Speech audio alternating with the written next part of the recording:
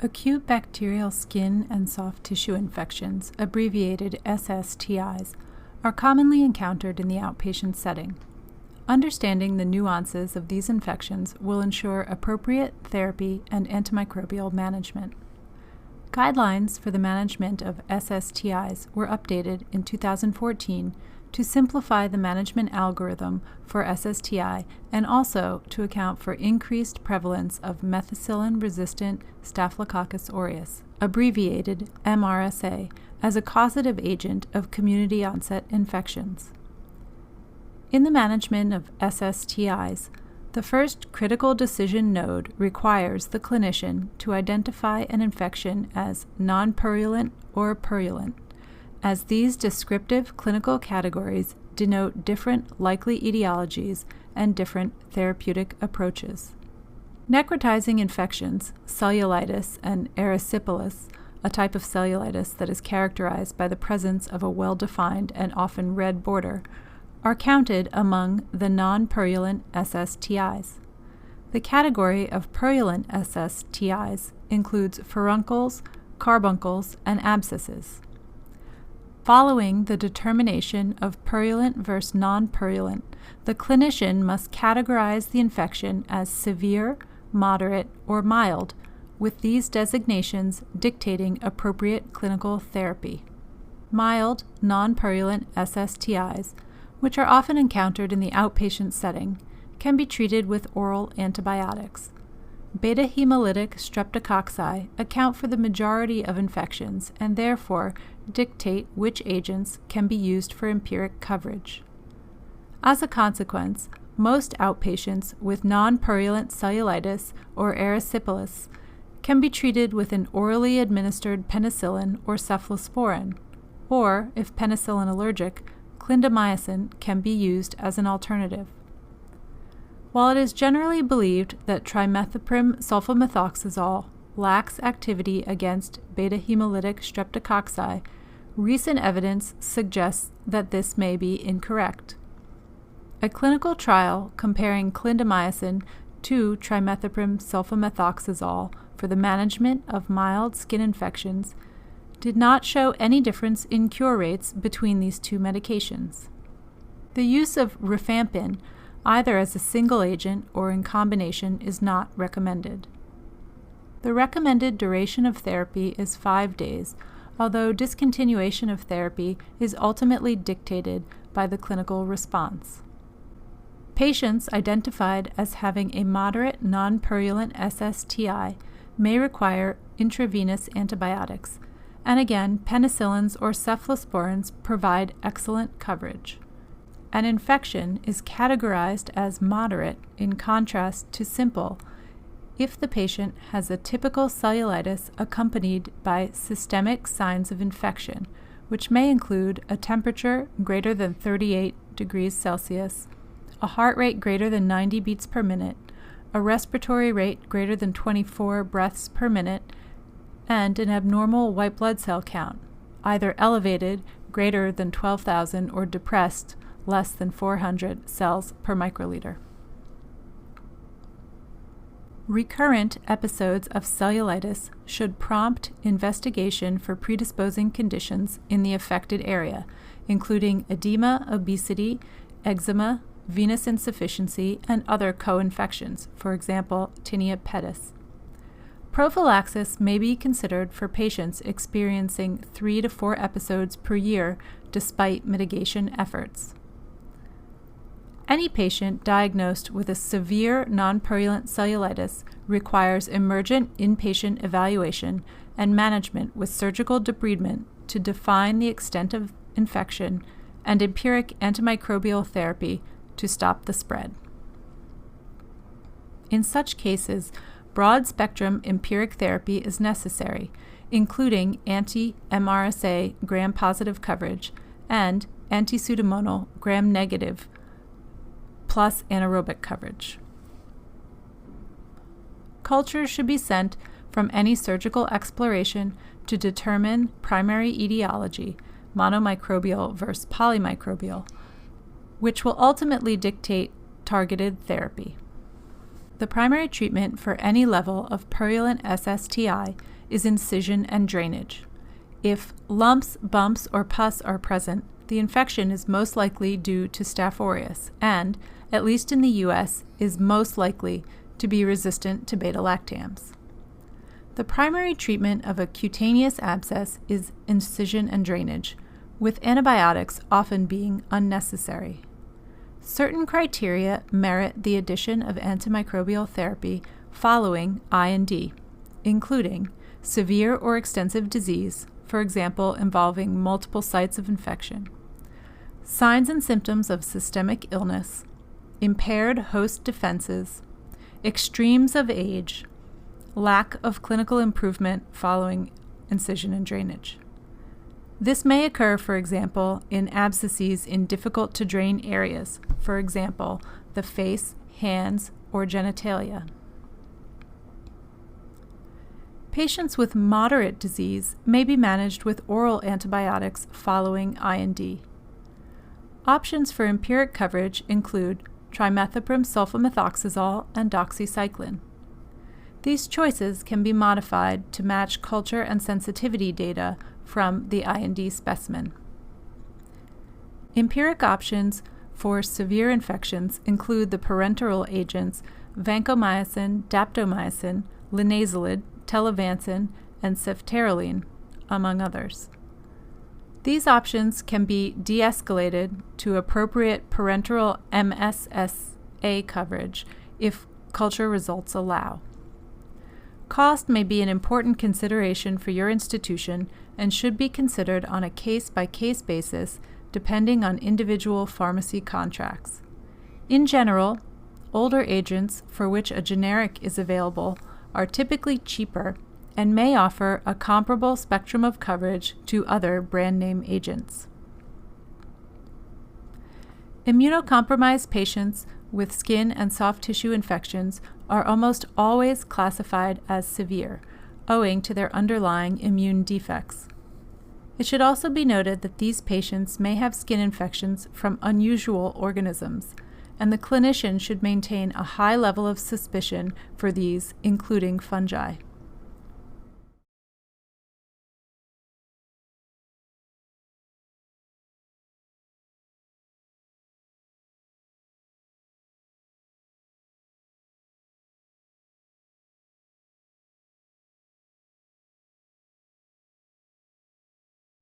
Hi, my name is Ann Liu. I'm jointly appointed through Allergy, Immunology, and Infectious Diseases, and it's my pleasure today to speak to you about antibiotic allergies.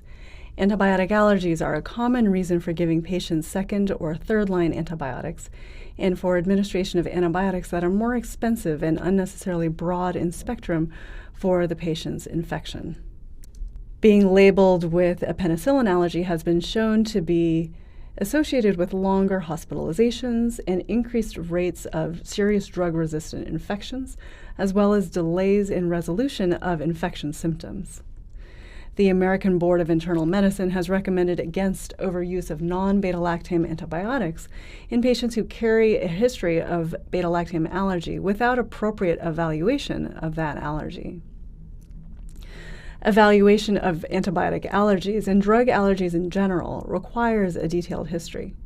If assessing current risk based on a prior reaction, these following elements should be elicited. Knowing the source of information, whether the patient's parents, or a physician who observed the reaction, is important. Next, a timeline is essential in reaction classification, including start and end of possibly related medications, onset and evolution of the reaction, and timing in response to any treatments attempted. A detailed description of the reaction should be elicited, including any skin manifestations and their duration. Knowing what concurrent illnesses were present at the time of the purported reaction, such as a viral infection with an amoxicillin-related rash, also contributes to sorting out the likelihood of a true allergy.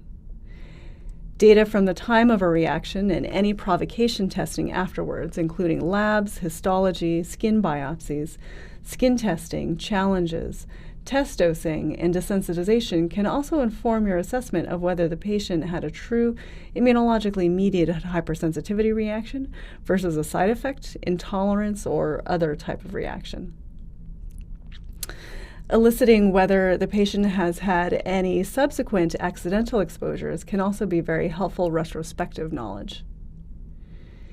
If you are assessing an ongoing reaction, similar elements are needed, but it can be more accurate as the information is more readily available and verifiable. A reaction timeline, reaction description, diagnostic workup, and concurrent illnesses and medications can also be corroborated by an examination and skin inspection. Rashes are part of many antibiotic reactions, and characterizing them as accurately is hugely helpful in risk stratification for future administration. Many patients will call any sort of itchy rash hives, but there are many types of drug rashes that are not hives.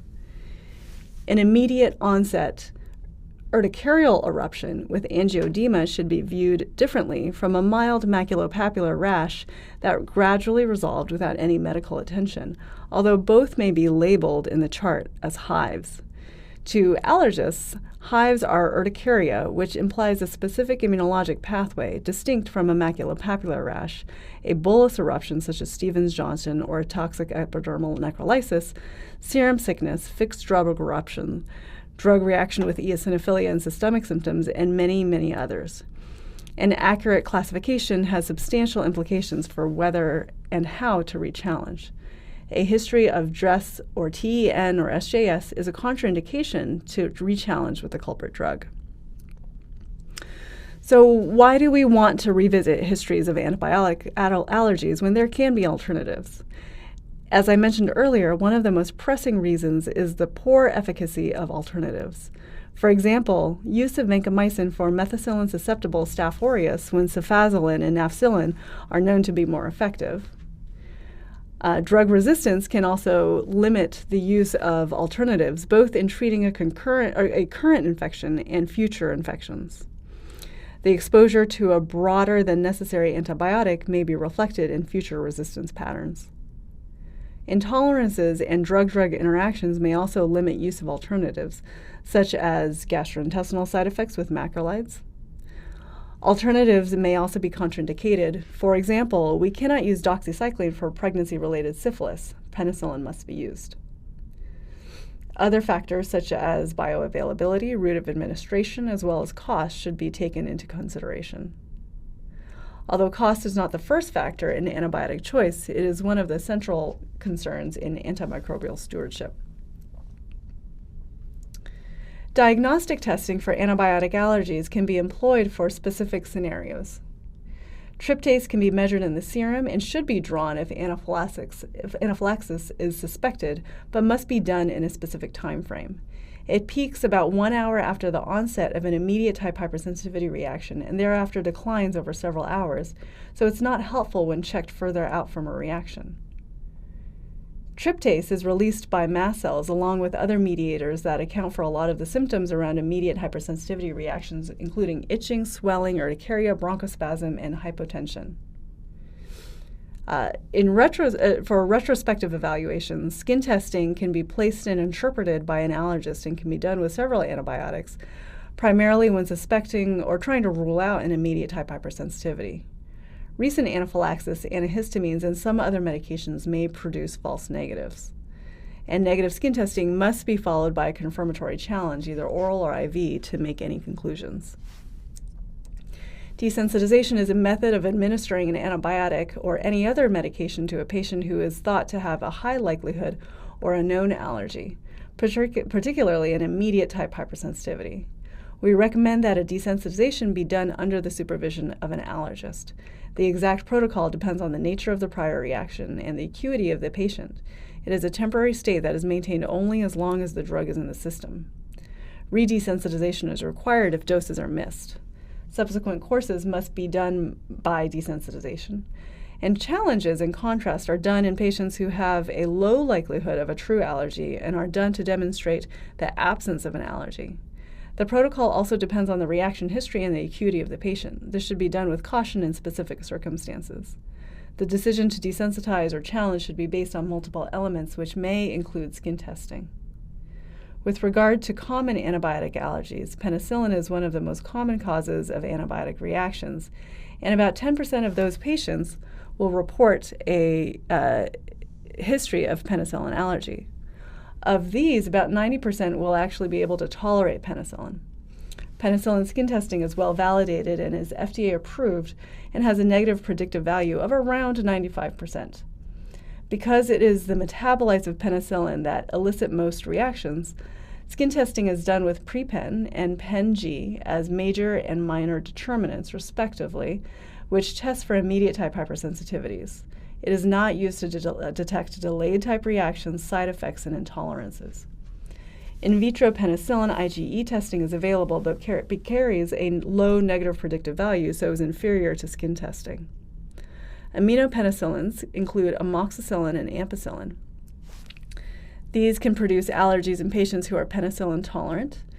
It is mediated by structural side chains rather than the beta-lactam ring. Aminopenicillins can be cross-reactive with cephalosporins with a similar side chain.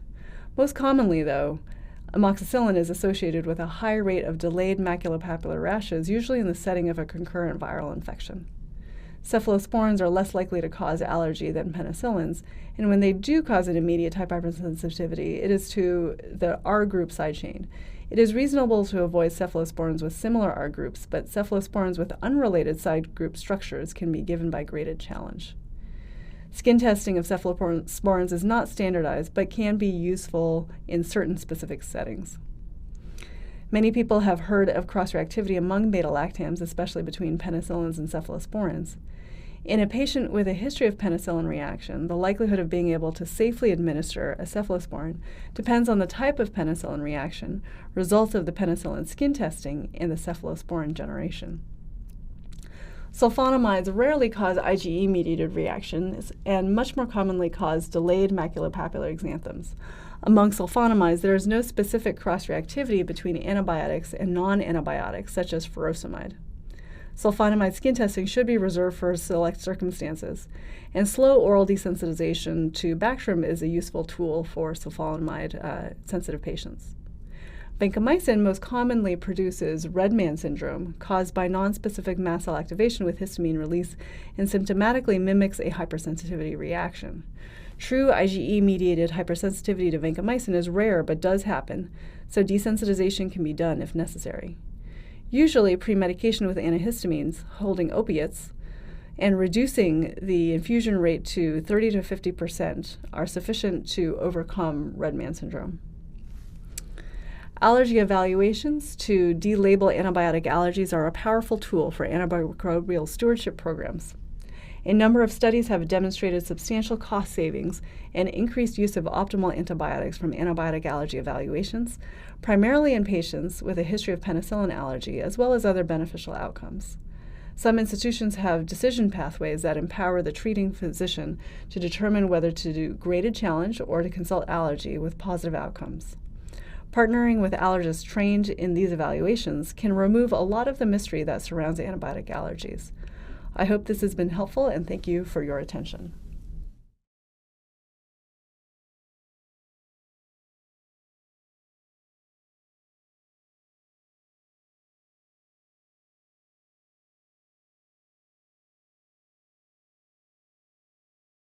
Urinary tract infections are among the most common bacterial infection encountered in the outpatient setting and in long-term care facilities worldwide.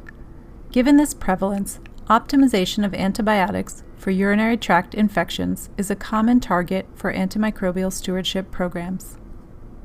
Cystitis and pyelonephritis are considered complicated when there is an increased risk for failure of therapy as the result of anatomic abnormality, urinary tract obstruction, or infection with a multi-drug resistant pathogen, or the patient is pregnant.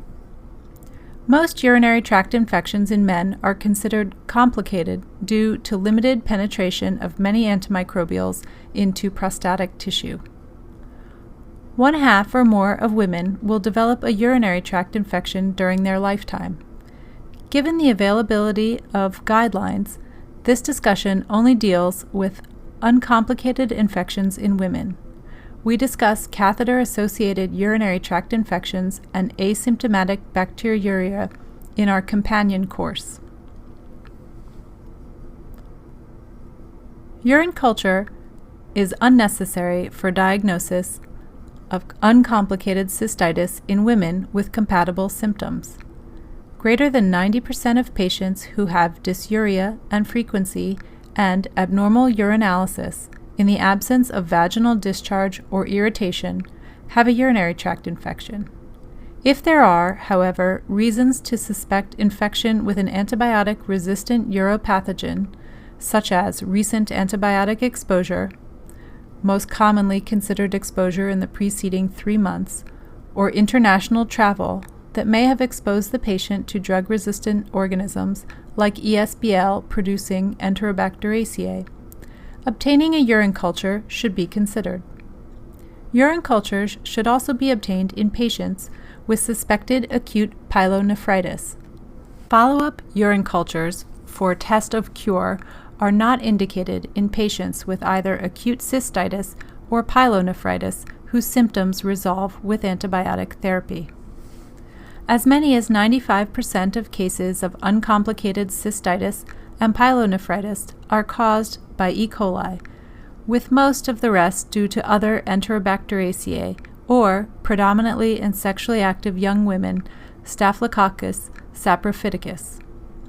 The predominance of E. coli means that its local antibiotic susceptibility pattern dictates the optimal choice of empiric antibiotic therapy. This, of course, makes the choice a moving target as antibiotic resistance to widely utilized agents becomes increasingly widespread.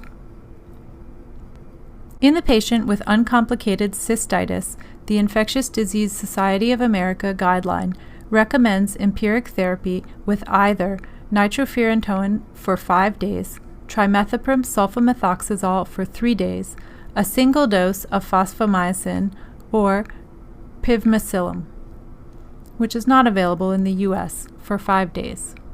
Trimethoprim sulfamethoxazole should not, however, be prescribed if greater than 20% of uropathogens are locally resistant, or if the patient has received this combination in the previous 3 months. Fluoroquinolones are a second-line choice and should not be used if greater than 10% of local uropathogens are resistant.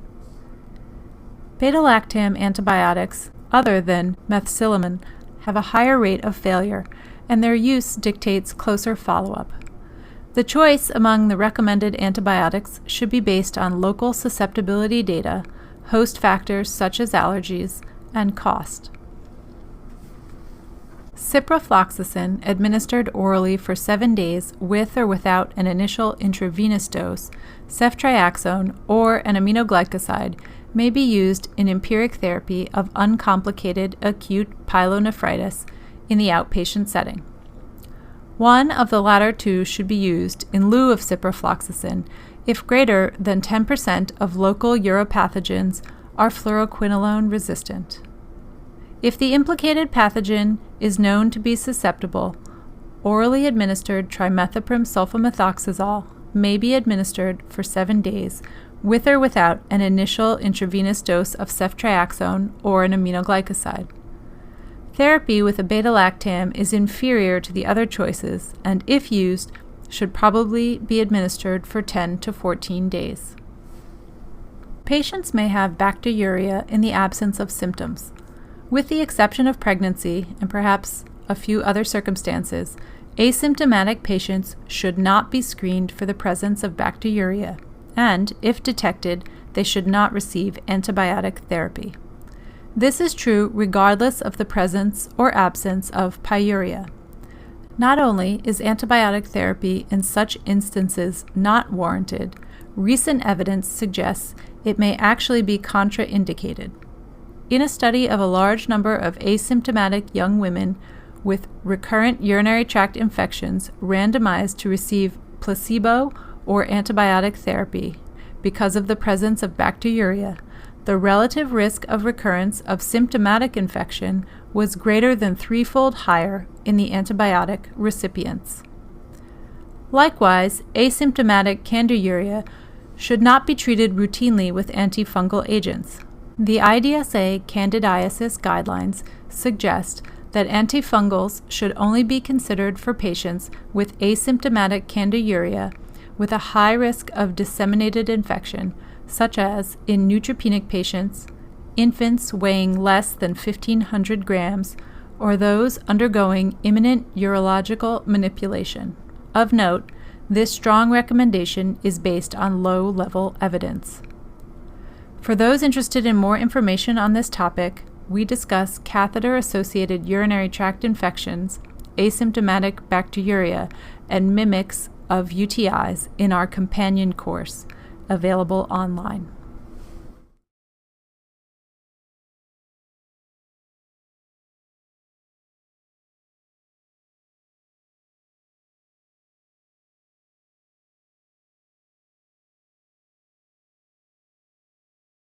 At least 30% of antibiotic courses prescribed in the outpatient setting are unnecessary. Most of these antibiotics are prescribed for acute respiratory conditions. More than half of all patients who receive a diagnosis of an acute respiratory tract infection are given an antibiotic prescription, despite the fact that an overwhelming proportion of these infections are caused by viruses, not bacteria. Let's consider a few common acute respiratory infections and some implications for antimicrobial stewardship. First, sinusitis. Less than 2% of episodes of acute rhinosinusitis are caused by bacteria. However, antibiotics are commonly prescribed. An analysis of 2010 to 2011 national survey data found that sinusitis was the single most common diagnosis associated with an antibiotic prescription in the U.S. Robust clinical data has shown minimal or no benefit of antibacterial therapy in most patients with acute rhinosinusitis. Evidence suggests that between 7 to 8 patients need to be treated to achieve clinical improvement in one patient, while between 8 to 12 patients need to be treated for one patient to experience harm from the antibiotics. This means that empiric antimicrobial use in sinusitis is as likely, if not more likely, to lead to harm as clinical benefit. Moreover, a large cohort study in the UK found that a reduction of antimicrobial use for URIs was not associated with an increase in the uncommon but serious complications that clinicians often hope to prevent by prescribing antibiotics, including meningitis. So, withholding antibiotics from some of these patients is safe. National and international guidelines do support the use of antibiotics for acute bacterial rhinosinusitis. Unfortunately, an accurate diagnosis of acute bacterial rhinosinusitis, as opposed to viral sinusitis, cannot be made on clinical criteria alone. Furthermore, plain X-rays and CT scans cannot distinguish bacterial from non-bacterial causes of rhinosinusitis. 87% of adults with typical common cold symptoms have maxillary sinus abnormalities by CT evaluation. Frontline clinicians are often forced to make decisions regarding the empiric use of antimicrobials with imperfect clinical data. The Infectious Diseases Society of America guidelines suggest the empiric use of antibacterials be reserved for patients who fit the following criteria. Number 1, those with persistent symptoms or signs of acute rhinosinusitis lasting for greater than or equal to 10 days and without any evidence of clinical improvement.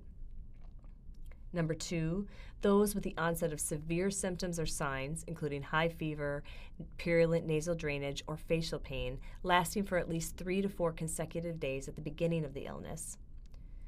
Or number 3, those with a presentation consistent with double sickening, meaning patients with worsening symptoms after a typical viral URI that lasted 5 to 6 days that was initially improving.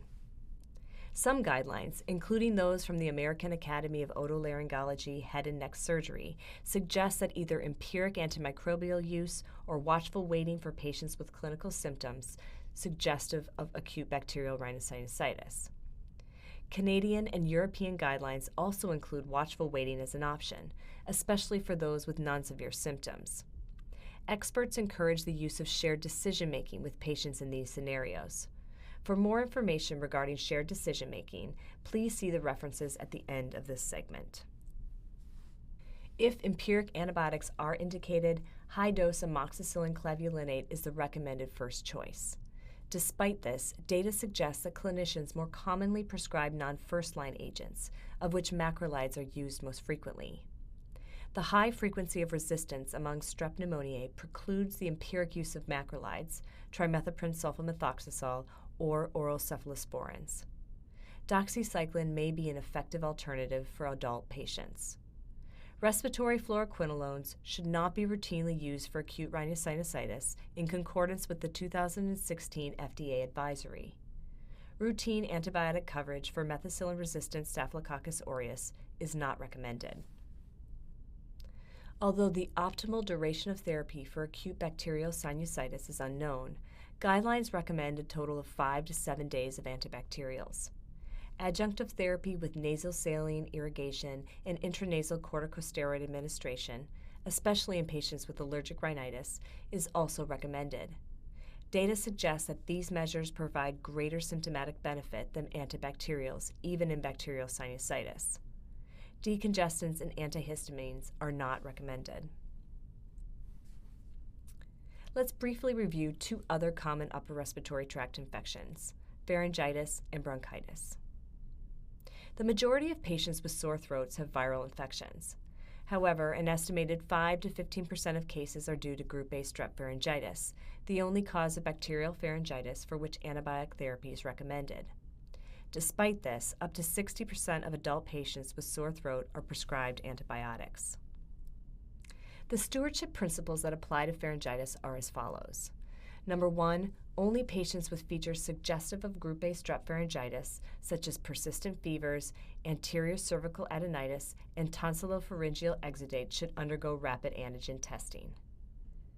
Patients with clinical features suggestive of a viral etiology, such as those with cough, rhinorrhea, hoarseness, or oral ulcers, should not be tested for group A strep. Number 2, only patients with confirmed strep pharyngitis should be treated with antibiotics. Penicillin or amoxicillin are the first-line antibiotics for strep pharyngitis. In the absence of penicillin allergy, second-line agents such as macrolides should be avoided. As with sinusitis, however, second-line agents are commonly inappropriately prescribed for strep pharyngitis. An estimated 10 million healthcare visits for acute bronchitis occur annually in the U.S., and antibiotics are administered in up to 80% of these encounters, despite the fact that as many as 95% of these cases are non-bacterial. Acute uncomplicated bronchitis should be distinguished from other causes of acute cough, such as common cold, influenza, acute exacerbation of chronic bronchitis, and acute asthma. Clinical trials of antibiotic therapy have failed to demonstrate clinically significant benefit, and as a consequence, should not be administered to patients with acute uncomplicated bronchitis. Clinicians should consider the possibility of pertussis in those patients with a cough of several weeks' duration, with the recognition that although antibiotic therapy does not alter the clinical course, it may reduce transmission. In 2016, the American College of Physicians and the Centers for Disease Control and Prevention provided high-value care advice for frontline clinicians managing patients with acute respiratory tract infections. They include the following points that highlight the stewardship opportunities within these diagnoses. Number 1, do not perform testing or prescribe antibiotics to patients with bronchitis. Reserve antibiotics for those with suspected pneumonia. Number 2, only prescribe antibiotics for confirmed cases of strep pharyngitis, and reserve rapid antigen testing for those with signs and symptoms strongly suggestive of strep pharyngitis and not suggestive of a viral infection. And number 3, only prescribe antibiotics for rhinosinusitis in concordance with national guidelines. These 3 common infections are great targets for stewardship interventions in the outpatient setting. Programs have sought to reduce the use of antibiotics through education, clinical decision support tools, and provider feedback. Given patient pressure, real or perceived, for antibiotics, effective communication strategies are critical to frontline clinicians discussing antibiotics with their patients. We discuss some of these strategies in detail in our companion course directed at outpatient clinicians, including the mnemonics shown here.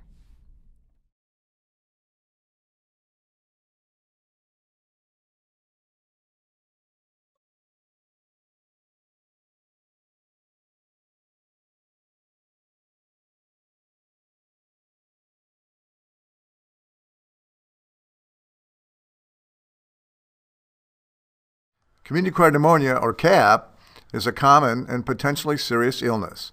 It is often associated with considerable morbidity and mortality, particularly in older adult patients and those with significant comorbidities. Now, there are approximately 5 to 6 million cases in the United States, among whom approximately 1 million require admission to the hospital for best care. So treatment of CAP in adults in the outpatient setting will be reviewed here. Applying good antimicrobial stewardship principles will provide best care for our patients.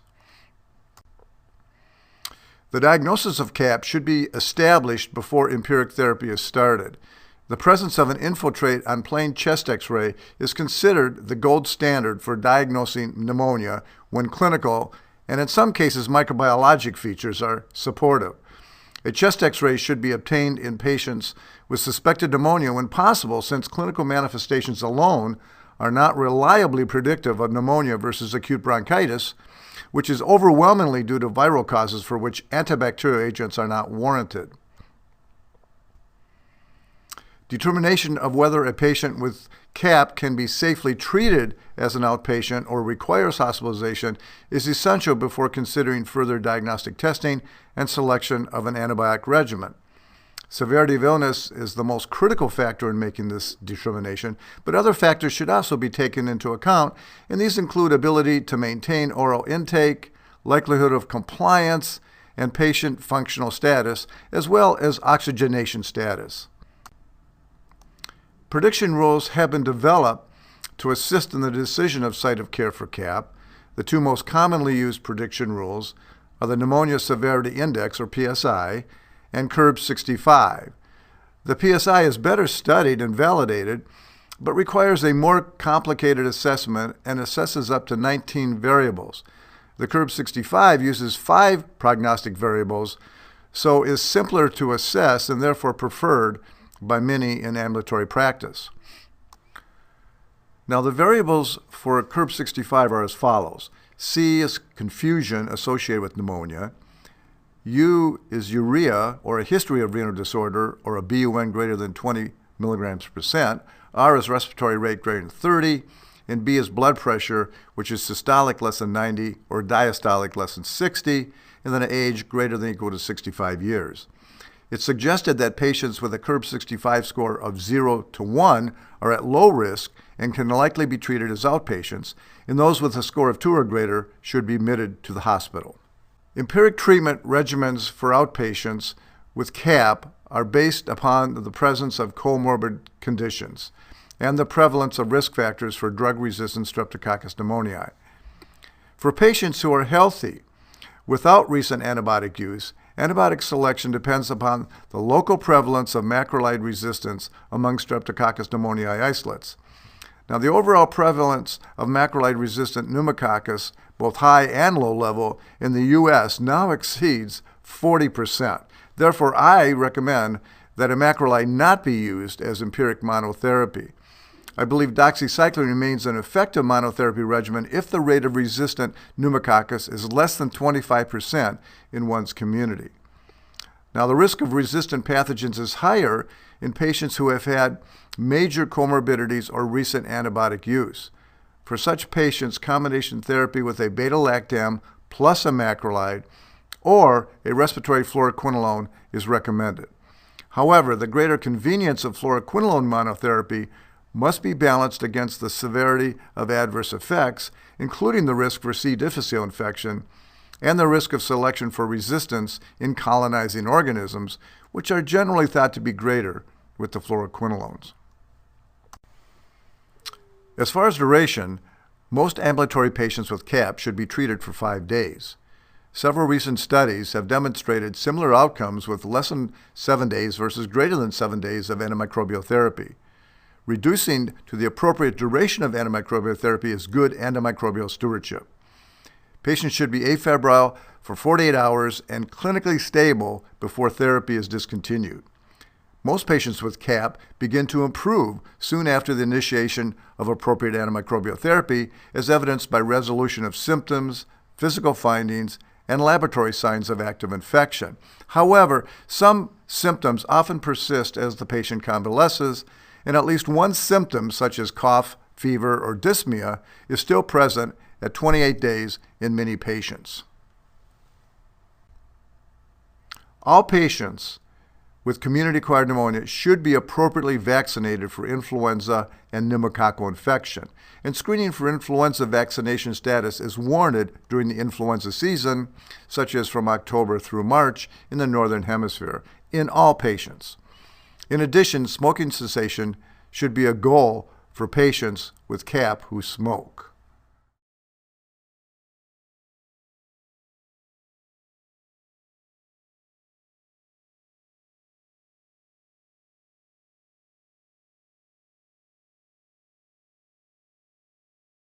Hello, I'm Tom File from Summa Health Medical Group in Akron, Ohio, and it's my pleasure to discuss with you community-acquired pneumonia in patients requiring admission to the hospital.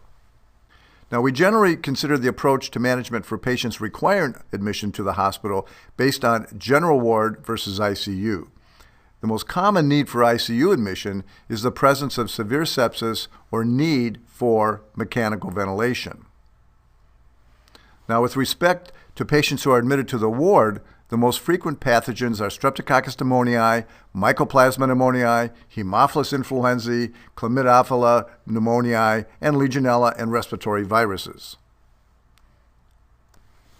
Several recent studies, mostly using molecular diagnostic methods, have demonstrated that approximately 25 to 30% of adults admitted to the hospital for CAP have a monomicrobial infection with a virus. In addition to influenza, other viral causes include parainfluenza, respiratory syncytial virus, adenovirus, metapneumovirus, and rhinovirus. Identification of such cases without bacterial infection can be important for antimicrobial stewardship, since it is unlikely that antibacterial agents will provide benefit and may be associated with harm, such as resistance or adverse events. A procalcitonin level may be useful here, and we have found this to be helpful to reduce unnecessary antibiotic use, since a low procalcitonin level indicates an unlikely presence of systemic bacterial infection. The rate of mixed viral bacterial infection is approximately 20%.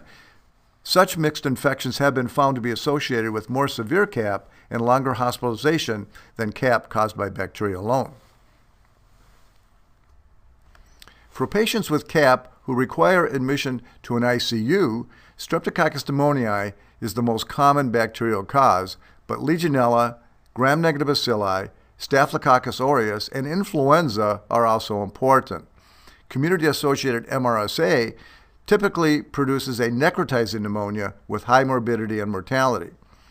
Risk factors for CAP due to gram-negative bacilli, including Pseudomonas, include previous antibiotic therapy, recent hospitalization, immunosuppression, and pulmonary comorbidity, such as bronchiectasis or repeated exacerbations of chronic obstructive pulmonary disease that require steroid and/or antibiotic use. I recommend empiric antibiotic therapy directed against Pseudomonas aeruginosa in patients with gram-negative bacilli and gram stain, since such a recommendation will likely cover other gram-negative bacilli, such as Klebsiella pneumoniae. Now, regarding diagnostic evaluation, I recommend diagnostic tests to determine the pathogen for patients admitted to the hospital to include sputum gram stain and culture, blood cultures, urinary antigen tests for Legionella and pneumococcus, and molecular tests of respiratory specimens if available. Testing for a microbial diagnosis is especially important in clinical or epidemiologic settings, suggesting possible infection with an organism that requires treatment different from the standard empiric regimens. These include seasonal influenza, Middle East respiratory syndrome, community-associated MRSA, and tuberculosis. Molecular diagnostic testing for detection of respiratory pathogens have been rapidly evolving and are becoming increasingly available in clinical microbiology laboratories. Many of these tests combine sensitivity, specificity, and rapid turnaround time to allow identification of a pathogen early in the course. In a call to arms entitled Antimicrobial Stewardship, a Call to Action for Surgeons, A panel of experts from the Surgical Infection Society and the World Society of Emergency Surgery strongly warned surgeons of the imperative need for the judicious use of antibiotics. Their admonishment states that if surgeons fail to actively engage and use antibiotics judiciously, they will find themselves deprived of the autonomy to treat their patients.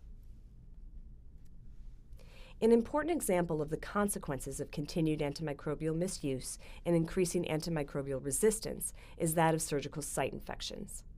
In the face of increasing antimicrobial resistance, routine antibiotic prophylaxis will progressively lose efficacy in preventing surgical site infections and may render some elective surgical procedures, like joint replacements, too risky to perform. One model found that a 30% reduction in the efficacy of antibiotic prophylaxis for the 10 most common surgical procedures performed in the U.S. would result in approximately 120,000 additional surgical site infections per year. Surgical prophylaxis is an obvious target for engaging surgeons in stewardship efforts, and we discuss current best practices for prophylaxis in a separate module. Another potential target is intra-abdominal infections. First, some definitions. Intra-abdominal infections are due to inflammation or disruption of the gastrointestinal tract, or less commonly, the genitourinary tract. The most common intra-abdominal infections in adults include cholecystitis, appendicitis, and diverticulitis. Intra-abdominal infections can be classified as complicated or uncomplicated based on the extent of infection. Uncomplicated infections are limited to intramural inflammation of the gastrointestinal tract, while complicated infections involve anatomic disruption, such as bowel perforation, allowing for the infection to extend beyond the hollow viscus of origin into the intraperitoneal space, resulting in an associated abscess or peritonitis. Intra-abdominal infections are often polymicrobial. Cultures, when they are obtained, are generally representative of normal flora from the inflamed viscus. In many of these infections, especially those that are complicated by bowel perforation, antimicrobials serve only as an adjunct to critical source control, which is necessary for the eradication of infection. Stewardship programs can play an important role in the management of intra-abdominal infections. First, ASPs can develop recommendations for the choice of empiric antimicrobial therapy for these infections and can distribute these recommendations via clinical pathways or guidelines, and thus limiting the empiric use of anti-pseudomonal agents. ASPs can also help clinicians respond appropriately to intraoperative cultures when available. ASPs can advise de-escalation from broad-spectrum empiric antimicrobial therapy when appropriate. In addition, ASPs can counsel clinicians against broadening antimicrobial coverage because of culture results for patients who are improving on an empiric regimen. Many times, intraoperative cultures are polymicrobial, and sometimes unsuspected organisms are recovered. The CIS-IDSA guidelines recommend that for lower-risk patients with community-acquired intra-abdominal infections, alteration of therapy is not necessary if the patient's clinical response to source control and initial therapy is satisfactory, even if unsuspected and untreated pathogens are later reported. Emerging literature also suggests two other potential targets for ASPs: the total duration of therapy for intra-abdominal infections and empiric therapy for diverticulitis. First, the duration of therapy. The 2010 CIS-IDSA guidelines for the management of complicated intra-abdominal infections recommended that antimicrobial therapy be limited to 4 to 7 days unless adequate source control was not possible. A recent study, known as the Stop It trial, further supports that recommendation, providing evidence that 4 days of therapy is sufficient even if elements of a systemic inflammatory response are still present.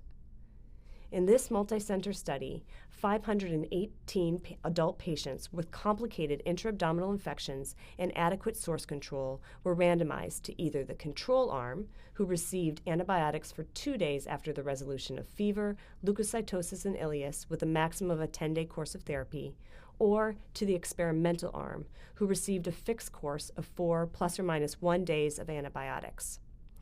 1/3 of these infections originated in the colon or rectum, another 14% in the small bowel, and 14% in the appendix.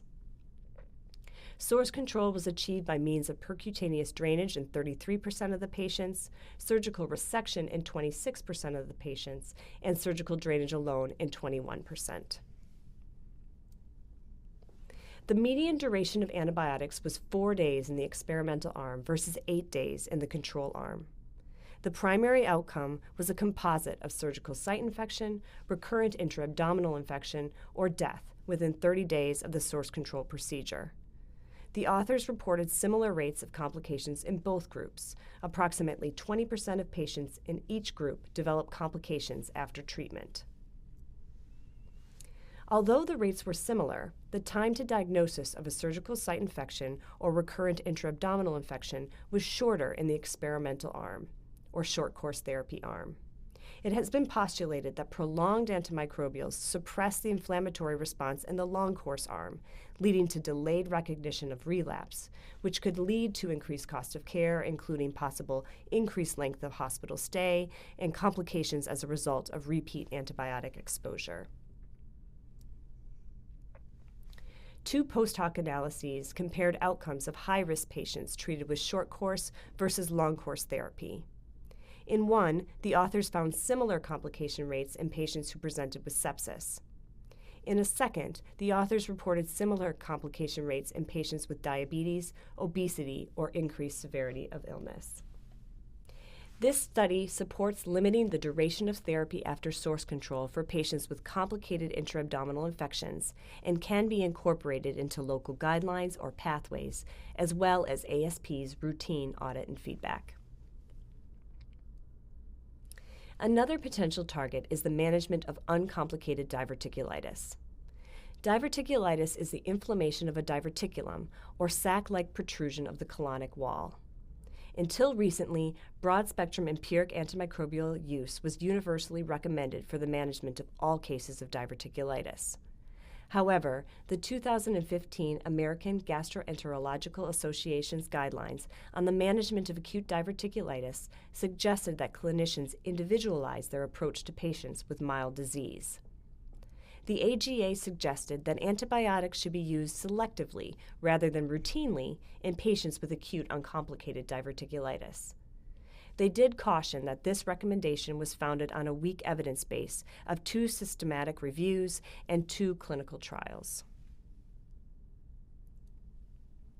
More data has emerged since those guidelines were released. For example, one prospective cohort trial conducted in Finland evaluated the impact of symptomatic therapy without antibiotics for patients with uncomplicated acute diverticulitis. 161 patients with uncomplicated acute diverticulitis verified on CT scan were included in this study, and the majority were managed as outpatients. Immunosuppressed patients, including those with diabetes mellitus, were excluded from this study. Patients were reevaluated 24 to 48 hours after enrollment, at which point clinicians were allowed to start antibiotics if they were not improving. Only 14 patients were started antibiotics in this cohort, and no patients developed complications in the 30-day follow-up period. Another study was a multi-center trial conducted in the Netherlands that randomized 528 patients with CT-proven, primary, left-sided, uncomplicated acute diverticulitis to observation, or 10 days of broad-spectrum antimicrobial therapy. Patients randomized to receive antibiotics were initially hospitalized for intravenous therapy. Patients randomized to the observational arm were managed as an outpatient when they became afebrile and were tolerating an oral diet.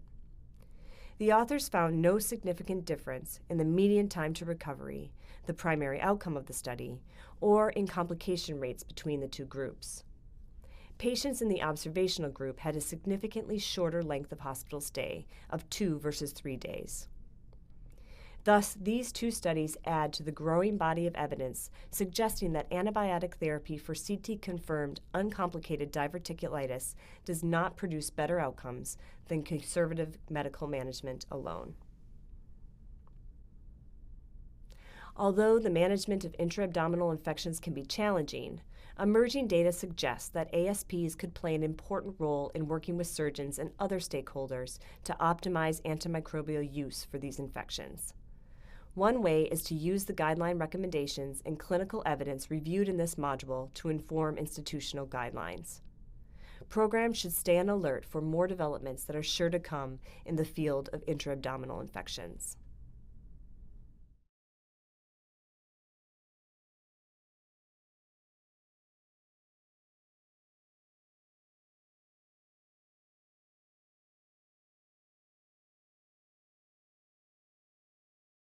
The need for stewardship in antifungal therapy has become increasingly evident.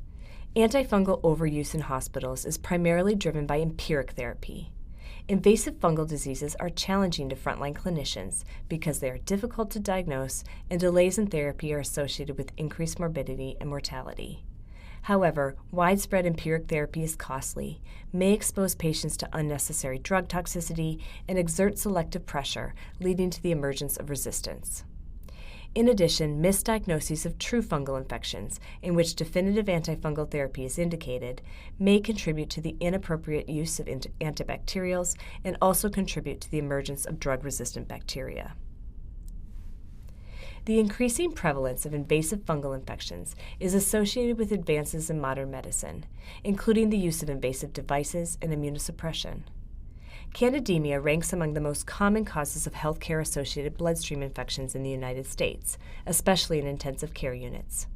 In this segment, we will review the management of suspected and proven candidemia and highlight potential stewardship opportunities. First, some background. Invasive candidiasis comprises two broad categories of disease that are not mutually exclusive. Candidemia, or the presence of Candida in blood, is a more common disease entity and accounts for the majority of patients included in clinical trials.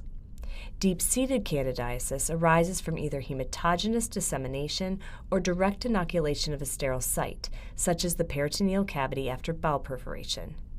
Patients with deep-seated candidiasis may or may not have concomitant candidemia. There are at least 15 distinct Candida species that cause human disease, but 5 cause greater than 90% of invasive infections: Candida albicans, Candida glabrata, Candida tropicalis, Candida parapsilosis, and Candida krusei. In recent years, the prevalence of infections caused by non-albicans species has increased. However, the predominant non-albicans species varies geographically. For example, Candida glabrata has emerged as an important pathogen in Northern Europe, the United States, and Canada, whereas Candida parapsilosis is more prominent in Southern Europe, Asia, and South America. The local prevalence of non-albicans species impacts empiric therapy, given susceptibility patterns vary by species. For example, many Candida glabrata and Candida krusei isolates exhibit resistance to azoles, while Candida parapsilosis isolates exhibit higher MICs to echinocandins, although they do remain effective. Fluconazole exposure is associated with an increased risk of infection with a non-albicans species. It's also important to remember that Candida species differ in the incubation time necessary to grow in culture, with Candida glabrata requiring 72 hours in some studies. Of concern is the recent emergence of Candida auris, which was first reported in Japan in 2009 and since then has been isolated in other nations, including the U.S. This organism is multi-drug resistant, exhibiting high MICs to azoles, amphotericin, and in some isolates echinocandins, and has been associated with outbreaks in hospitals. Candida are normal human commensals and commonly colonize the gastrointestinal tract, skin, and female genital tract. Although Candida species are frequently cultured from expectorated sputum and urine obtained from indwelling bladder catheters, they rarely cause infections at these sites. However, Candida isolated from blood cultures should never be considered a contaminant and should prompt a search for the source, as well as a metastatic foci of infection, such as chorioretinitis. Now let's focus specifically on the management of candidemia. The majority of anti-candidal use in the inpatient setting is empiric. This is in part due to the lack of rapid, sensitive diagnostics for the detection of candidemia, as well as nonspecific clinical presentation of this infection.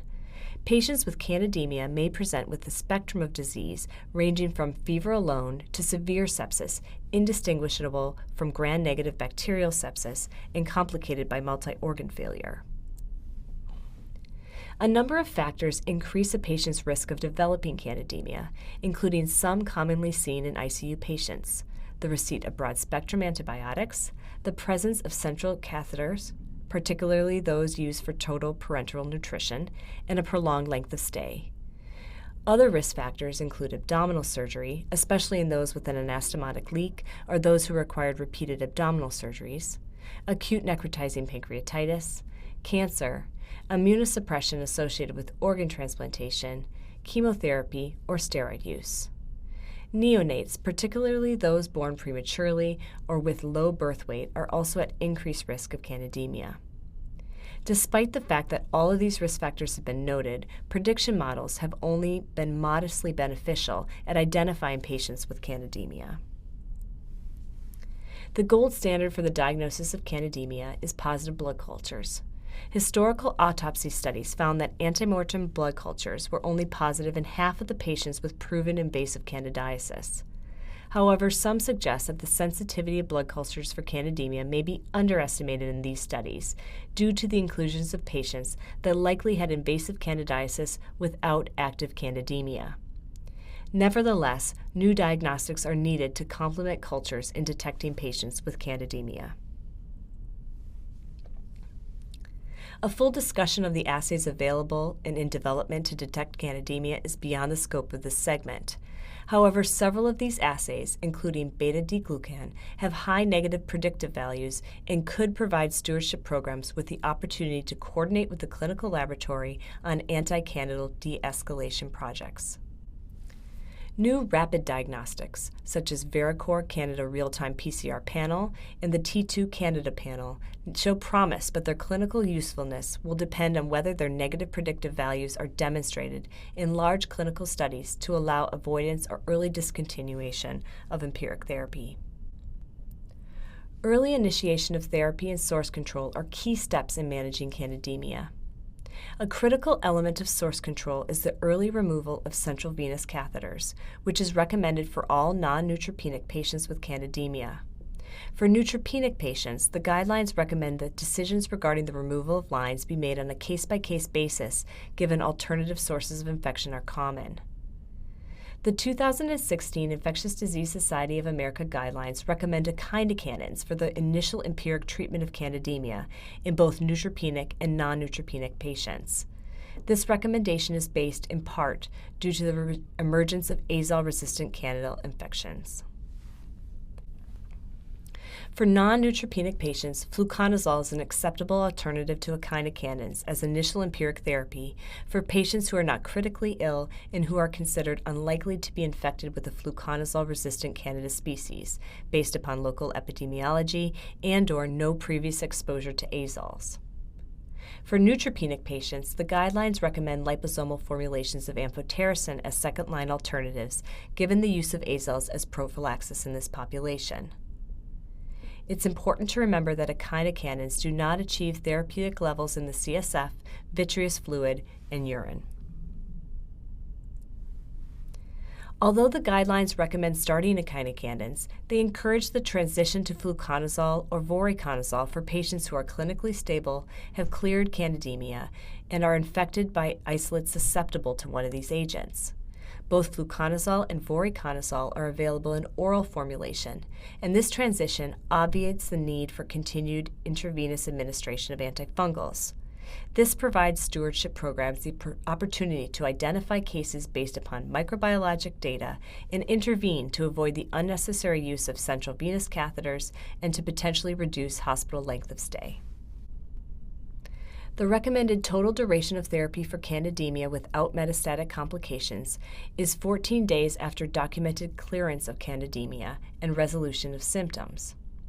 In neutropenic patients, therapy is often continued until neutropenia resolves. Here are the key take-home points. The epidemiology of candidemia is changing with the increasing prevalence of more aggressive medical care and the emergence of antifungal resistance. Candidemia is an important target for antimicrobial stewardship programs. It provides an opportunity to collaborate with the microbiology lab to establish diagnostic strategies to improve detection and also rule out candidemia, thus optimizing empiric antifungal use. Although guidelines encourage the use of echinocandins as the first-line agents, especially in those who are critically ill or have previous exposure to azoles, they encourage de-escalation to oral agents when indicated. Antimicrobial stewardship programs could target these patients and provide de-escalation guidance. Improving the detection and management of candidemia may allow ASPs to guide the de-escalation of empiric antibacterials as well. We direct learners to Case 5 from our course, Optimizing Antibiotics Through Timeouts, for more information about the management of neutropenic patients with suspected and proven candidemia.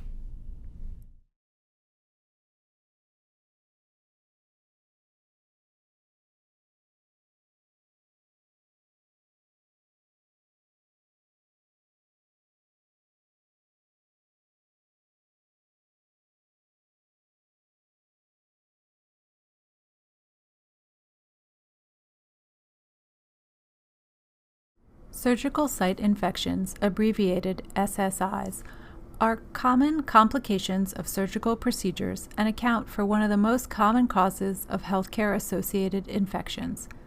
CDC estimated an annual incidence of greater than 150,000 SSIs occurred in U.S. acute care hospitals in 2011 for the 10 procedures reportable through the National Healthcare Safety Network, or NHSN.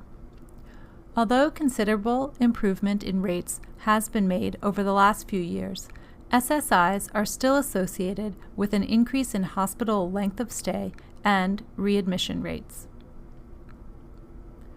Antimicrobial prophylaxis for surgical procedures is the primary intervention employed to reduce SSI rates. Here, we will review the general surgical antimicrobial guidelines and identify opportunities to incorporate antimicrobial stewardship principles into surgical prophylaxis. The majority of these general recommendations are derived from the recently revised Clinical Practice Guidelines for Antimicrobial Prophylaxis in Surgery from the American Society of Health System Pharmacists, which is included in the reference list at the end of this module. These guidelines, published in 2013, were developed jointly among several professional organizations, including Health System Pharmacists, the Infectious Diseases Society of America, the Surgical Infection Society, and the Society for Healthcare Epidemiology of America. Antimicrobial prophylaxis is an important component of quality improvement initiatives such as those outlined in the Surgical Care Improvement Project, better known as SCIP. As previously discussed, the main principles of stewardship are giving the right drug at the right dose via the appropriate means of delivery, with special attention to duration and de-escalation, or the 5 Ds. All of which are applicable to surgical antimicrobial prophylaxis, but for the moment we'll leave aside delivery, since the majority of patients will be receiving intravenous antimicrobials before their surgical procedures. Please note that prophylactic antibiotics for clean and clean-contaminated procedures are justified in most instances, while antibiotics for dirty procedures or surgical procedures in the face of known infection are considered treatment, not prophylaxis. Let's consider the first 2 Ds, drug and dose. SSI prevention falls into the category of antibiotic prophylaxis. As with any prophylactic regimen, one of the first considerations is selecting an agent that covers the likely pathogens for a surgical site, such as covering gram-negatives and anaerobes for abdominal surgery and gram-positives for orthopedic operations. A second important consideration, and this relates mostly to dosing, is achieving adequate tissue levels of the drug. This can be accomplished by following dosing recommendations and using weight-based dosing for obese patients when necessary. As far as the third D, duration, Typically in stewardship, we think of this as giving a drug for the appropriate length of time to treat an identified infection, but not too long to risk engendering resistance. Duration in SSI prevention is focused on achieving adequate drug levels for the duration of the surgical procedure. Antibiotics should be given before the incision or before the inflation of a tourniquet for procedures in which that is used. A general rule is that an antibiotic should be redosed for any procedure that lasts longer than 2 drug half-lives for your prophylactic agent. Redosing may also be warranted for shorter cases that involve significant blood loss. When thinking about de-escalation and the prevention of SSIs, it is most important to think about using the narrowest spectrum for the likely pathogens, as discussed earlier. Also, there is evidence that single dose or less than 24 hours of antibiotics is sufficient for SSI prevention. Several other considerations that factor into antimicrobial decisions for surgical prophylaxis reinforce stewardship principles. For example, beta-lactam antibiotics are some of the most commonly used prophylactic agents. As discussed in the module on antibiotic allergies, it is essential to characterize the history of a patient's reaction to determine the risk of subsequent drug exposure. Skin testing may be helpful, but is not 100% predictive of cross-reactivity.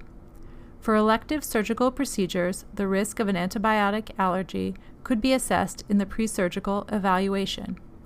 Alternatives to beta-lactams exist and should be selected to maximize desired spectrum of coverage in the context of the planned procedure, and with the knowledge that some agents may not be as effective as routine prophylactic agents.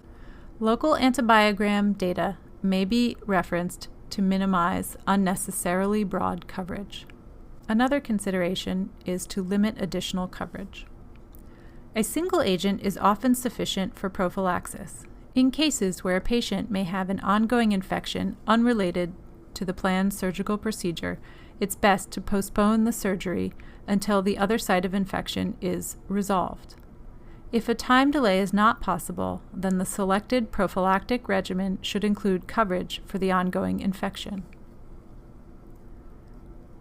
Other considerations also include non-antimicrobial factors that help prevent SSIs.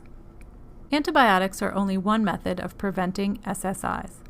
Attention to basic infection control practices, such as instrument sterilization, operating room environmental cleaning, and appropriate skin preparation, also have an important role in SSI prevention. Additionally, physiologic parameters such as appropriate temperature and glycemic control are essential for SSI prevention. Finally, there are patient-specific factors that can influence the risk for SSIs. Discussion of these topics is beyond the scope of this course.